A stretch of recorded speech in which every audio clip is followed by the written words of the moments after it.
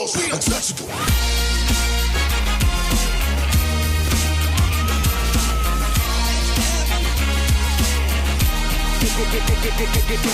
Hello and welcome to Gaming News Roundup for week 9 of 2017, your weekly source for everything in the world of video games. Middle-earth: Shadow of Mordor was met with critical acclaim back in 2014, with there being many players, including my own, Game of the Year. Developer Monolith Studios announced the existence of a sequel on Monday, with a shiny new CG trailer that features our old friends Talion and Celebrimbor forging a brand new Ring of Power, as teased towards the end of Shadow of Mordor. The title will be Middle-earth: Shadow of War, and as the title suggests, will follow the Ranger as he goes behind enemy lines to form an army to fight against the Dark Lord Sauron. There's a lot for Lord of the Rings fans to drool over in this trailer. You've got a great huge Balrog, the Nazgul make an appearance, and if you look closely you can also catch a brief glimpse of Gollum lurking around in Mount Doom. Shadow of Mordor, big thanks to Lucy James for getting that name stuck in my head by the way, will release on August 22nd in the US and August 25th here in the UK, subject to change. Collectible fans will be able to pick up a pretty pricey Mithril edition of the game, which will come bundled with the Season Pass as well as a sweet 12-inch statue,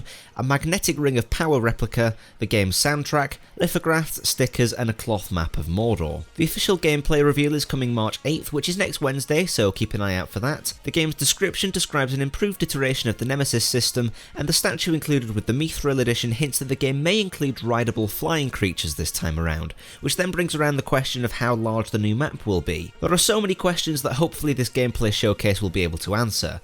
As a Lord of the Rings fan, I am definitely keeping my eye on Shadow of War, even if the title is the most generic I think I've ever seen.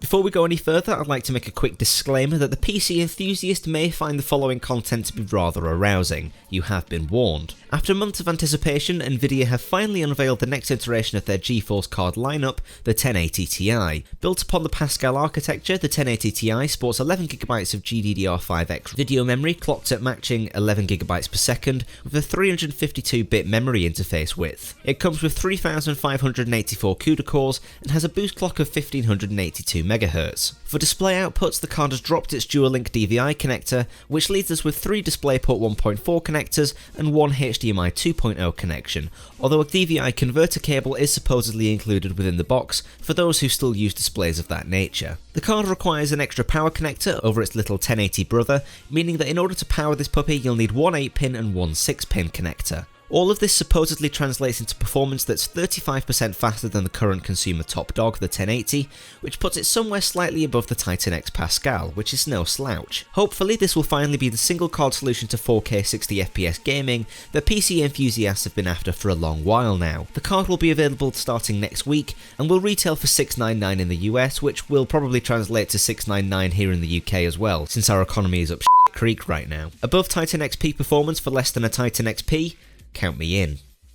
It might have taken them 5 months to announce what the Season Pass for Battlefield 1 will actually include, but better late than never I guess. All 4 map packs for Battlefield 1 were detailed in a data drop by DICE this week, so now players who purchased the Season Pass back in October actually know what they've purchased. The 4 map packs will be titled They Shall Not Pass, In the Name of the Tsar, Turning Tides and Apocalypse. The first DLC has been in testing on the CTE for the last couple of weeks and will release on March 14th for premium members, and 2 weeks later for everyone else. If you want to read the full descriptions of the DLCs, you can find a link to the Battlefield 1 website in the description down below. After weeks of speculation, Blizzard has finally let the cat out of the bag with regards to who Hero 24 is. Orisa is a new mech hero that falls under the tank subclass and has a set of abilities that seem to be an amalgamation of a few of the hero's abilities already within the game. She can throw down a medium-sized shield with 900 health within close proximity of herself. She can enter a defensive stance where she takes less damage and can't be affected by movement affecting abilities like Concussion Blast or Junkrat's Mine. Her primary fire is similar to Soldier 76's assault rifle, apart from that it has 200 rounds.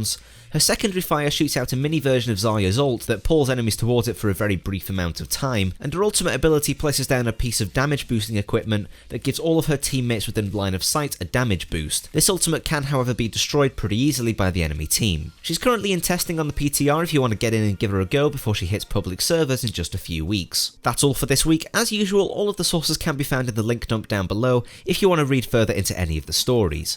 Don't forget to leave a like if you enjoyed and subscribe so you don't miss next week's episode. You've been watching Major with Gaming News Roundup and I'll catch you in my next one.